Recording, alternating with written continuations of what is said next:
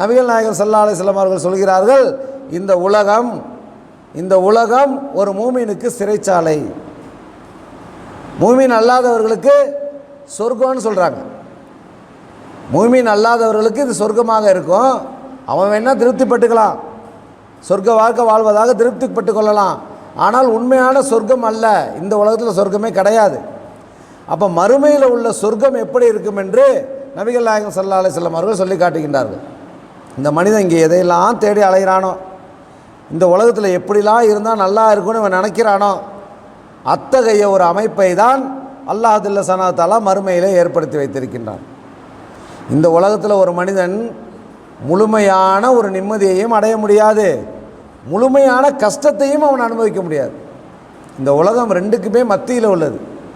ஒரு மனிதனுக்கு இந்த உலகத்தில் அவன் செய்வதற்குரிய அனைத்து செயல்களுக்கும் முழுமையான தண்டனையை வழங்கிவிட முடியுமா என்றால் முடியாது.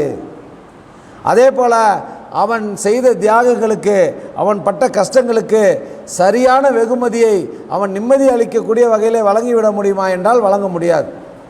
இன்றைக்கி ஒரு அரசாட்சியே நம்ம கையில் வந்துருச்சு, இந்த பூமியே நம்ம கட்டுப்பாட்டில் இருக்குது.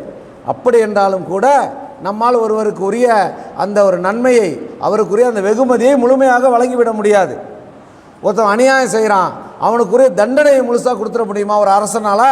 முடியாது. அப்போ இதற்கெல்லாம் மாறாக, இதற்கெல்லாம் ஒரு மாற்றாக மனிதன் எதை விரும்பி தேடுகின்றானோ, எதை விரும்பி ஓடுகின்றானோ அந்த ஓட்டம் இந்த உலகத்திலே உங்களுக்கு கிடைக்காது. அப்போ இந்த உலக வாழ்க்கையிலே நீங்கள் எவ்வளவுதான் தேடினாலும் கிடைக்காத ஒன்றை அல்லாஹ் உங்களுக்கு சித்தப்படுத்தி வைத்திருக்கின்றான், அதுதான் சொர்க்கம். முதுமை என்பதே இருக்காது.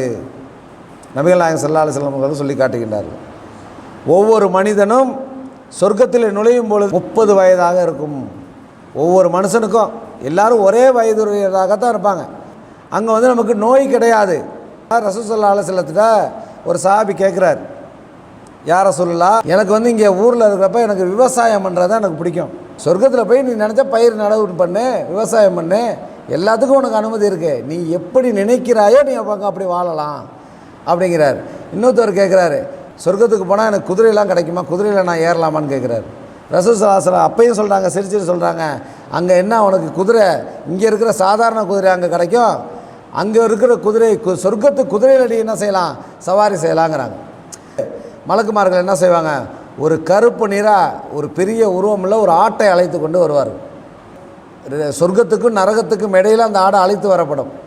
அந்த ஆட்டை பார்த்துட்டு கேட்பாங்க, இது என்ன ஆடு, ஆடையை அழைச்சிட்டு வராங்கன்னு. இதுதான் நீங்கள் உலகத்தில் அனுபவித்து கொண்டிருந்தீர்களே மரணம். ஆட்டை என்ன செய்வாங்க, பலியிடுவாங்க. அப்போ மரணம் என்ற ஒன்றே அந்த சொர்க்கத்திலையும் கிடையாது, நரகத்திலையும் கிடையாது. அந்த நிம்மதியான இடத்துல நம்ம குடும்பத்தை கொண்டு போய் வைக்கிறதுக்கு நாமெல்லாம் ஒரு பிளான் போடணுமா இல்லையா? அந்த பிளான் போடுறதுல நாம் எப்படி இருக்கோம்?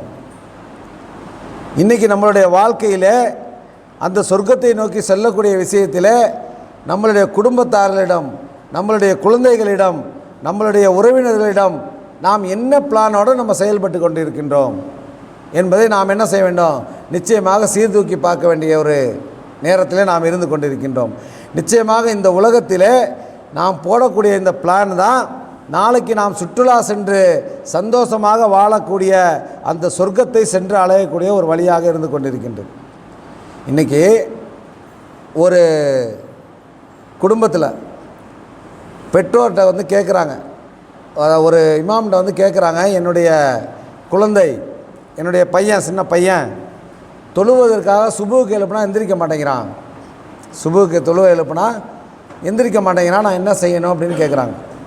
அப்போ அந்த இமாம் கேள்வி கேட்குறாரு, உன்னுடைய வீடு நீ படுத்து உறங்கி கொண்டு இருக்கும்போது உன்னுடைய வீடு தீப்பிடித்து எரிகிறது, வீடு தீப்பிடிச்சிருச்சு.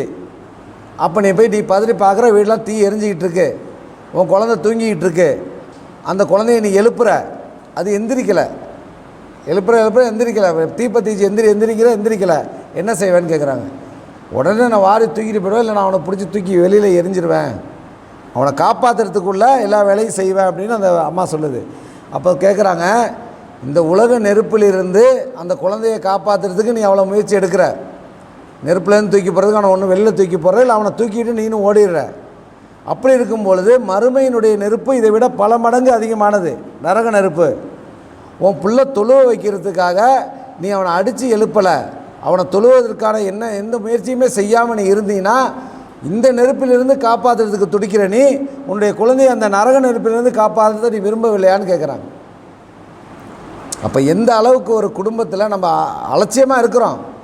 சொர்க்கம் இருக்குது நரகம் இருக்குங்கிறதெல்லாம் தெரியுது, ஆனால் அதை அடையக்கூடிய பிளான் பண்ணியிருக்கோம்.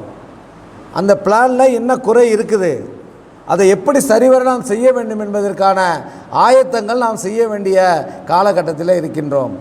குடும்பத்தாருக்கு தேவையான எல்லா விஷயங்களையும் நாம் பூர்த்தி பண்ண நினைத்தாலும் நம்மளால் அவங்கள முழுமையான திருப்தியான ஒரு இல்லத்திலே ஒரு இடத்துல வைக்க முடியாது. ஆனால் இந்த சொர்க்கத்துக்கு போகிறதுக்கு பிளான் போட்டு அந்த சொர்க்கத்துக்கு போகிறதுக்குள்ள வேலைகளை குடும்பத்தாருக்கு அறிவுரை செய்து அதன்படி அவர்களை நடக்க செய்வோமே ஆனால் நிச்சயமாக அல்லாஹ் என்ன செய்வான், சொர்க்கத்தை நமக்கு தருவான்.